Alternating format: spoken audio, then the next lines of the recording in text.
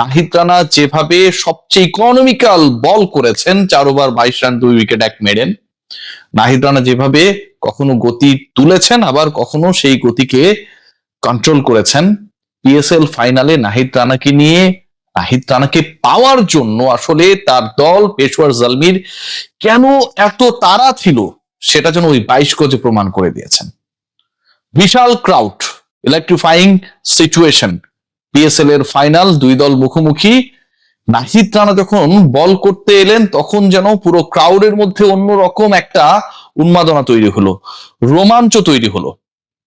148-এর কাছাকাছি গতিতে বল করেছেন, আবার লোয়েস্ট বল 120-এর আশপাশে। সবকিছু ছাপিয়ে আজকে নাহিদ রানা ট্রেডমার্ক যে কাজটা করেছেন, তার অসাধারণ বলে 8ম ওভারে গোল্ডেন ডাকে গ্ল্যান ম্যাক্সওয়েলকে যেভাবে তার ফেস করা প্রথম বলেই ফিরিয়েছেন, পিএসএল ফাইনালের মুহূর্তটাকে নাহিদ রানা রাঙানোর জন্য এর থেকে আর বেটার কি করতে পারতেন? That happened in his second over. অবশ্যই বেটার, এর থেকেও কিছু করতে পারতেন, করেছেনও, সেটা সেই আলোচনায় পরে যাচ্ছি।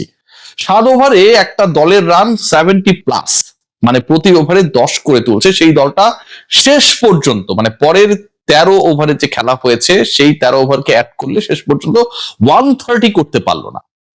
কেন পারলো না? যখন সাইম আইয়ুবের সাথে ম্যাক্সওয়েলের একটা পার্টনারশিপ ম্যাচের রং বদল করে দিতে পারে, যখন দ্রুত 2 উইকেট হারানোর পর স্কোর বোর্ডে 72 ফর 4, নাহিদ রানা ঠিক তখন আসল কাজটা করলেন।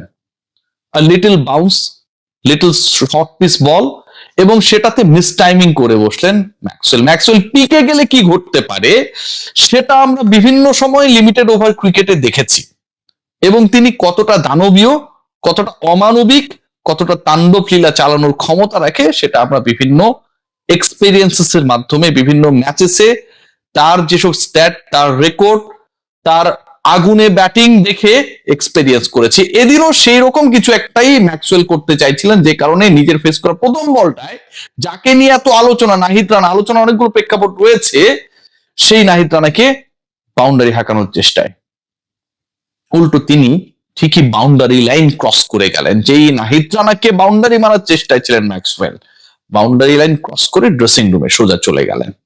নাহিদ রানার প্রথম উইকেট পিএসএল ফাইনালে। আমি কেন বলছি যে অনেক ঘটনা ঘটেছে এই রানাকে নিয়ে, পেশওয়ার জালমির যে উত্তেজনা, তাকে পেতেই হবে এরকম একটা ব্যাপার স্যাপার ছিল প্রথম ব্যাপার।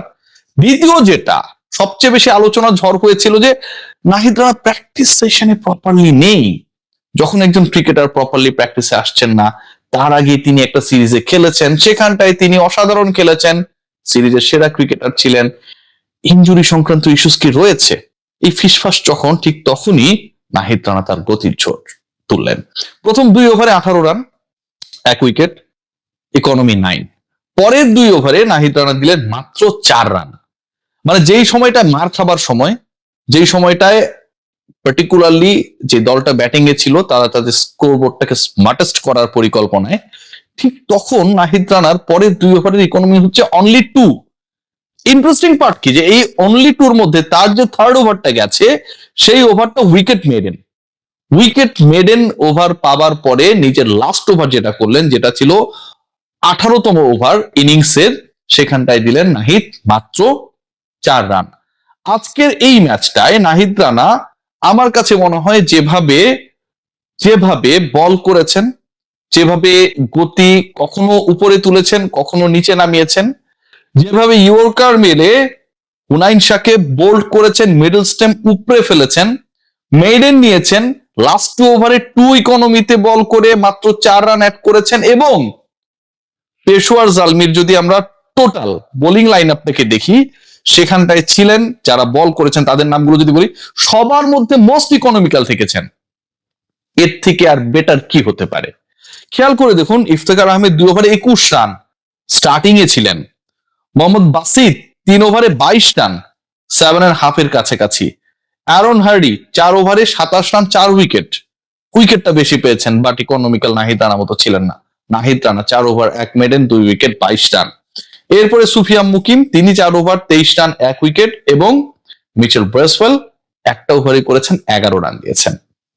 বাংলাদেশের একজন পেসার এরকম মঞ্চে এরকম একটা ফাইনালে নার্ভ ধরে রেখে বল করছেন, একজন পেসার অলমোস্ট 148 কিলোমিটার বল বেগে বল করছেন, একজন পেসার মিল স্টেম উপরে ফেলছেন, একজন পেসার সবচেয়ে ভয়ঙ্কর যিনি হতে পারেন, ওই যে 6-7-5-6 যাদেরকে রাখা হয় আলটিমেটলি রানের চাকা সচল রাখার জন্য এবং বোলারদেরকে চড়ানোর জন্য, সেই ম্যাক্সওয়েলকে যেভাবে তার ফেস করা প্রথম বলেই আউট করেছেন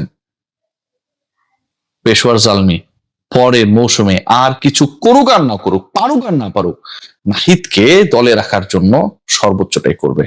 আজকের এই ম্যাচটা আমার কাছে মনে হয় বাংলাদেশের যারা ইয়াংস্টার তাদের জন্য অনেক বেশি শিক্ষণীয়।